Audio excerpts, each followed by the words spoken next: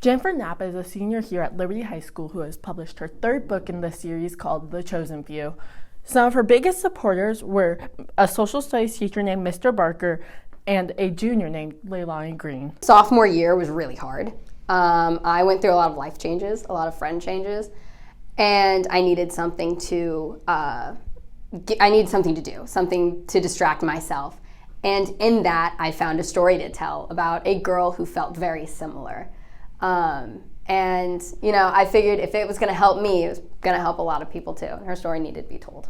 But the process was a lot of just sitting in my room and hoping for the best, actually. It is an extremely frustrating process because it's all in my head and I know what I want to do, but then getting there is so difficult. But, it's a lot of long nights, a lot of staying up, a lot of dictionary.com and synonyms for in my Google. But no, it felt like it took years and it felt like it took seconds.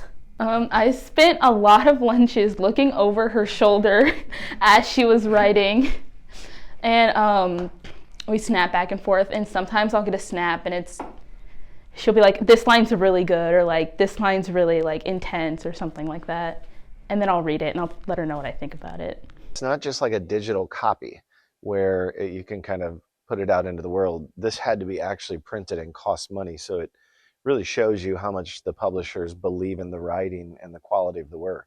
So that's not something that happens often, especially to someone who's not even yet out of high school. That shows, Jenny's talent. Your biggest critic is yourself. You're going to beat yourself up the entire time. You're going to feel like what you're doing is bad, that it's not worth doing, but you have to remember that you've been staring at your work for hours, like for days, for weeks.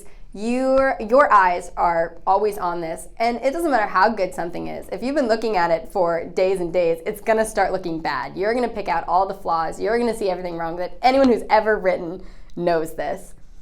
And you can't let that get you down. You have to remember that you're doing this because you love it, not because you have to, but because you want to. And your passion should always be more than your hate, and you can't let your self-criticizing be the end of it. Have someone else read it. Fresh eyes change everything.